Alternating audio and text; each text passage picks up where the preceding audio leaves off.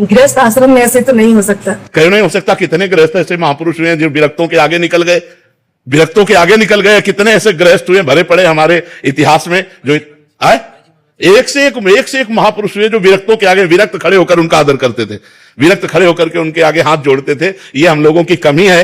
अच्छा, हम अंदर राधा राधा जप रहे हैं तो कोई गृहस्थी में बाधा है क्या? रसोई बना रहे राधा राधा राधा राधा राधा, पोछा लगा रहे राधा राधा, फावड़ा चला रहे राधा राधा, व्यापार कर रहे राधा। ये हमारी बेईमानी है। ये हमारी बेईमानी है कि हम अपने को गृहस्थ मान करके और भगवान से विमुख हो जाते हैं। ऐसे लोग हैं कि एक माला भी भजन नहीं करते, रात दिन लड़का बच्चा रुपया पैसा धन संपत्ति। इसलिए नाम जप करो, अच्छे आचरण करो, गंदे भोजन का त्याग करो, गंदे आचरणों का त्याग करो, तो आप आनंदित हो जाओगे। ये मत कहो कि हम गृहस्थ हैं तो हम भजन नहीं कर सकते। भजन तो कर सकते हैं प्रभु। तो फिर गृहस्थी में क्या है? तुम्हारे 4-5 लड़का बच्चा होंगे, हमारे 500 हैं। बताओ ना। नहीं, बहुत सरल है। हाँ, तुम्हारी गृहस्थी में 5-7 लोग होंगे, यहाँ 500-700 है। 500-700 लोग हैं जिनका रोज भोजन सुबह शाम दोपहर। तो कितनी बड़ी हमारी गृहस्थी, तुमसे बढ़ के गृहस्थी है। लेकिन भजन, सब भजन परायण है, सब भगवान के भजन परायण, कोई चिंता शोक से ग्रसित नहीं है। इसलिए नाम जप को, भगवान के आश्रय को, भगवान की भक्ति को हर जगह किया जा सकता है, चाहे आप व्यापारी हो, चाहे नौकरी पेशा वाले हो, चाहे जब युद्ध में भजन हो सकता है, मामनुस्मर युद्ध च, तो फिर और काम भजन नहीं हो सकता। जो गति एक सन्यासी को होती है वही गति एक गृहस्थ को होती है। सच्चाई से चले, ईमानदारी से भजन करते हुए, अपने धर्म का पालन करते हुए। एक तपस्वी थे कश्यप जी, उन्होंने बड़ी तपस्या की एकांत में। तो एक दिन वो ऐसे बैठे हुए थे तो एक बगुली वृक्ष को, ये महाभारत की कथा है, ग्रंथ की, लिखित भगवान व्यास देव जी के द्वारा ग्रंथ है। ऊपर वो बगुली ऐसे हग दी तो ऐसे देखे वो भस्म होके गिर गई, आग लग गई बगुली में, क्योंकि वो क्रोध से देखे ना, उनको लगा हम बहुत सिद्ध हो गए। अब वो एक घर में गए, गृहस्थी के घर में, और भिक्षाम दे। तो नौबधू निकली, उसने कहा महाराज कुछ मिनट ठहरिए, मैं अभी भोग प्रसाद कुछ आपको लाती हूं। इधर से वो गई तो दूसरे दरवाजे से उसका पति आ गया, और वो पातिव्रत धर्म का पालन करने वाली देवी थी। उसने तुरंत अपने पति को आसन दिया, बैठाला, कुछ खवाया पियाया और कहा आपके दरवाजे पर अतिथि खड़ा है बहुत देर से, आपकी आज्ञा हो तो भिक्षा दे आए। उनका हाँ हाँ। और वो भिक्षा लेके गए तो बहुत गर्म हो गए। उनका इतनी लेट कैसे हो गई? तो उनका भगवान हमारे पति आए थे, तो महात्मा का कोई आदर नहीं। तो उनका तुम हमको वृक्ष की बगुली मत समझना कि तुम्हारी दृष्टि से हम भस्म हो जाए। अब ये घटना केवल वही जानते थे, दूसरा कोई जानता नहीं था। अब उनके होश उड़ गए। तो उनका देवी आप ये कैसे जान गई? तो उनका तुम्हारी तपस्या को जब से तुम घर से निकले हो तब से आज तक को मैं देख रही हूं।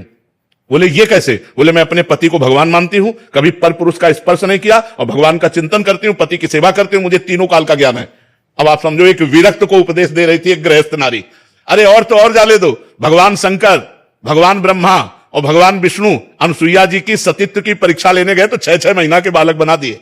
कथा सुनिए ना, प्रसिद्ध है ना, पालने में झुला दिया ब्रह्म को, परमात्मा को 6-6 महीने के बालक। गृहस्थ धर्म कोई साधारण, हम लोग आकाश से पैदा हुए हैं क्या? गृहस्थी भी तो पैदा हुई है। आज भी हम पल किससे रहे? गृहस्थों से ही तो पल रहे। तो गृहस्थी धर्म कोई साधारण धर्म समझते हो क्या? विरक्त धर्म का पोषण करके अपने परिवार का पोषण कर रहा, धन्य है गृहस्थ धर्म। लेकिन गृहस्थी में पापाचरण छोड़ो, भगवान का नाम जप करो, धर्म से चलो, तो गृहस्थी धन्य हो जाए। अब शराब पियो, मांस खाओ, पराई स्त्री से व्यभिचार करो, गंदी गंदी बातें करो, तब तो नरक का रास्ता है, चाहे कोई भी हो, गृहस्थ हो चाहे विरक्त। अपने अपने धर्म से चलो तो हम सब पहुंचेंगे एक ही पिता के घर। हम अपने धर्म से चले, आप अपने धर्म से चलो, दोनों को परमात्मा प्राप्ति हो जाएगी। तो इसलिए ये बात कह के कि हम गृहस्थ हैं, भगवत प्राप्ति हमारे लिए दुर्लभ, ऐसी बात नहीं, सबके लिए सुलभ है। भगवान का चिंतन करो, धर्म से चलो। एक गृहस्थ के लिए सात्विक भोजन क्या होने चाहिए? जैसे हम लोग वेज के नाम पे सब कुछ खा लेते हैं। हाँ, हमने पिज्जा भी खा लिया, हमने बर्गर भी खा लिया। नहीं नहीं, ऐसी चीजें जो बाजार में अपवित्र लोगों के द्वारा बनाई गई हैं, वो हमारी बुद्धि में रजोगुण और तमोगुण पैदा करेंगी। आप घर में छौंक करके दाल पाएं और वही फ्राई करके होटल से मंगवाएं, अंतर हो गया।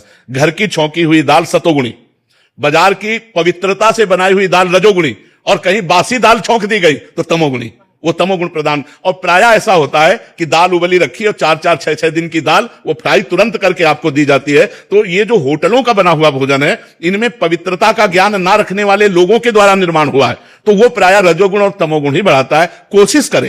कोशिश करे कि अपने घर का भोजन पावे। और जब ऐसी परिस्थिति ना हो कि अब जैसे कोई नौकरी पेशा या बच्चे पढ़ रहे हैं, अब उनको घर का भोजन नहीं मिल रहा है, तो फिर मांस मछली आदि त्याग करके पवित्र भोजन, जहां जिन होटलों में मांस मछली ना बनता हो, उन होटलों का भोजन लेकर के अपना गुजारा करे, बकाया वो भजन में बाधक है।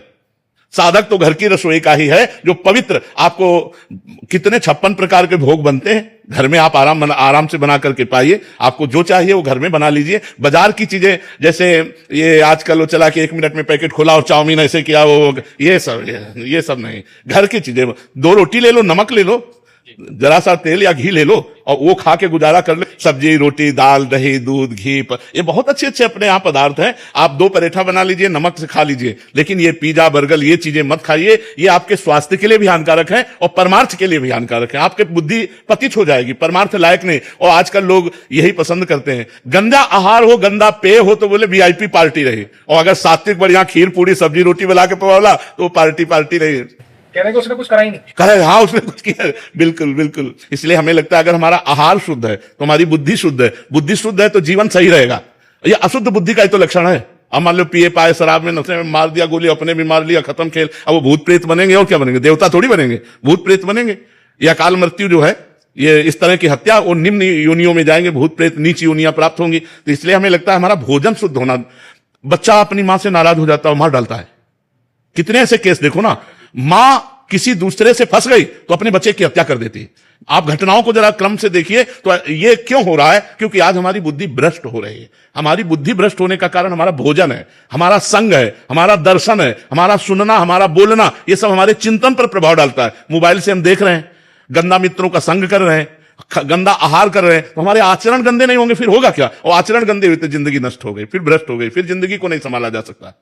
बच्चों को भगवत प्राप्ति का ज्ञान कैसे दे? एक माला ही बैठाल कर करवाओ, काउंटर से बैठाल करके कि तुम 108 बार राधा राधा बोलो, तुमको अभी हलवा बना के पवाएंगे, तुमको ये पवाएंगे। उन बच्चों को प्रलोभन देना, तुम्हें अमुक वस्तु दे देंगे, तुम्हें शाबाश, एक माला करो राधा राधा राधा, हमें दिखाओ 108 बार किया कि नहीं किया। ऐसे धीरे धीरे उनको, अच्छा अब तुम 200 बार करो, तुम 300 बार नाम जप करो, ऐसे धीरे धीरे लगाओगे तो बच्चापन से संस्कार बन गए ना नाम जप के, तो अच्छे सदगृहस्थ बन जाएंगे। उनको शिक्षा दे कि गलत आचरण ना करे। आजकल बच्चों का माहौल भी बहुत गंदा हो रहा है, तो अपने बच्चों को बचाए, उनसे प्यार से पूछे, कोई ऐसी गंदी बात, कोई ऐसी गंदी हरकत, कोई ऐसा गंदा संग, कोई ऐसी गंदी क्रिया, तो उनको प्यार दुलारो कि अगर गलत किया तो उनको भय भी होना चाहिए। प्यार और भय के द्वारा हम अपने बच्चों की जिंदगी को बचाएं। नहीं, आज का वातावरण जो मोबाइल और कुसंग का है वो सीधे नष्ट करने वाला है, सीधे भ्रष्ट करने वाला है।